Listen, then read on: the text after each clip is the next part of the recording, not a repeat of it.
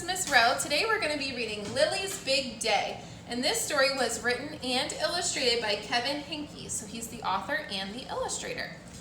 So Lily's favorite teacher, Mr. Slinger, is getting married. And Lily has exciting plans.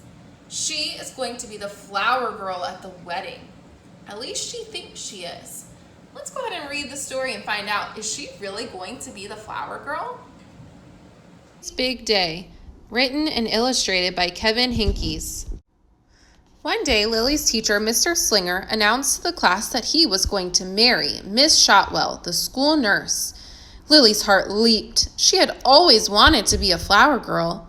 "It will be the biggest day of my life," said Mr. Slinger. "Mine too," whispered Lily. At home in her room, Lily practiced being a flower girl.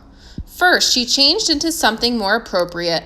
Then she held her head high and smiled brightly and raised her eyebrows and turned her head from side to side and carried her hands proudly in front of her and hummed, "Here comes the bride," and walked the length of her room very, very slowly, back and forth, back and forth, back and forth.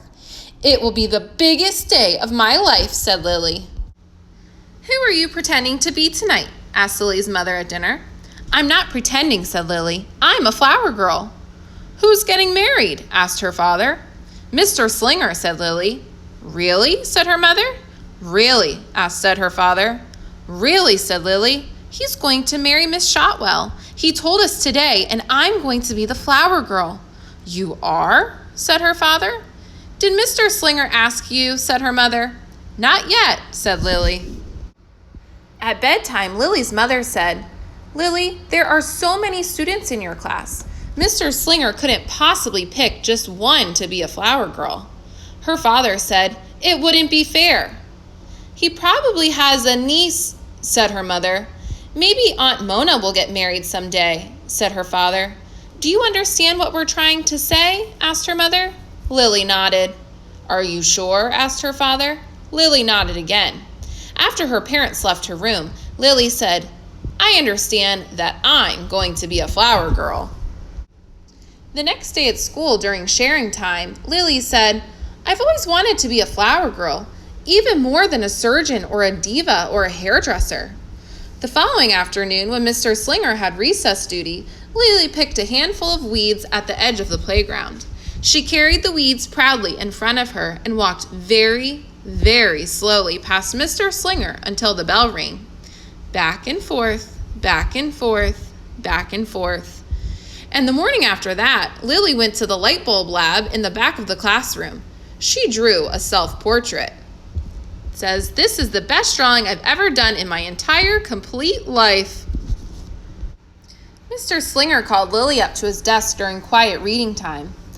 "Lily," he said, "I can tell that you want to be a flower girl, but unfortunately, my niece Ginger is going to be the flower girl at my wedding." Lily's heart sank. "But," said Mr. Slinger, "I also want you to know that everyone in the class will be invited to the wedding. We can all dance together in the reception. It'll be fun." Lily's stomach hurt. "This seems really important to you," said Mr. Slinger. Lily's cheeks turned pink. "You know," said Mr. Slinger, "I was just thinking that you might like to be Ginger's assistant. You could stand with her and keep her company until she has to walk down the aisle. You could make sure her dress isn't crooked and that she holds her flowers properly." Lily considered this. "You could remind her to walk slowly," said Mr. Slinger. Lily considered some more. "You could wear a corsage," said Mr. Slinger. "Oh, all right," said Lily, "if you really need me so much." Lily tried to get excited about being Ginger's assistant. "Weddings wouldn't even exist without flower girls' assistants," she told her baby brother Julius. "I have a special responsibility," she told her parents. When her Grammy took her shopping for a new dress for the wedding, Lily told the clerk a flower girl assistant is very important. Important and glamorous. But when it really sank in that she would not be walking down the aisle carrying a bouquet with everyone watching, Lily pretended that her teddy bear was Mr. Slinger. She made him sit in the uncooperative chair. "You can just stay there forever," she said.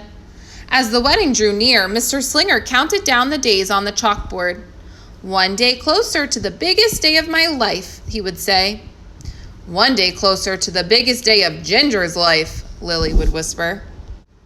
And still, at home in her room, Lily practiced. She held her head high and smiled brightly and raised her eyebrows and turned her head from side to side and carried her hands proudly in front of her and hummed, "Here comes the bride," and walked the length of her room very, very slowly, back and forth, back and forth, back and forth. The day of the wedding finally arrived. Lily hoped and hoped that Ginger would have pink eye or a bad fever and not show up. But she was there, and she was all ready. Her dress was straight, and she held her flowers properly. "Are you sure you want to do this?" said Lily. "Yes," said Ginger. "Are you sure you're sure?" "Yes."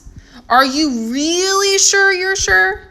Lily hoped and hoped that Ginger would change her mind, but she didn't. It was time for the ceremony to begin. The music swelled. Everyone stood. The moment came for Ginger to walk down the aisle. Ginger didn't move. Mr. Slinger motioned her forward. "Go," said Lily. Ginger was frozen. "Now," said Lily. Ginger was as still as a stone. "You can do it," said Lily. But Ginger couldn't. Everyone waited and waited and waited. No one knew what to do, except Lily. Lily scooped up Ginger and said, "Here we go." Then Lily walked very, very slowly down the aisle. She held her head high and smiled brightly and raised her eyebrows and turned her head from side to side and carried Ginger proudly in front of her. When she reached Mr. Slinger, everyone clapped. "I knew this would be the biggest day of my life," said Lily. Lily was so excited she barely noticed the rest of the ceremony. The reception was great fun. After the cake was served, Lily coached Ginger for the next time she would be a flower girl. "I won't be with you at every wedding," said Lily. "I won't be able to save you every time." Together they walked back and forth, back and forth, back and forth, very, very slowly. Soon they were dancing. And soon after that, they were joined by Chester, Wilson, Victor, Julius, Mr. Slinger, Miss Shotwell, and many others. "It's interpretive dance," said Mr. Slinger. "We're doing the flower girl," said Lily. Lily's family stayed at the reception until Lily was perfectly exhausted. "But there's something I have to do before we go," said Lily. She needed to find Ginger one last time. And when she did, she said, "Ginger, when I get married, you can be my flower girl." I hope you enjoyed the story, Lily's Big Day. Now, I want you to send me a video and tell me a personal connection that you made to this story. When was a time that maybe you helped a friend when they got scared or nervous? I'll see your videos. Bye, friends.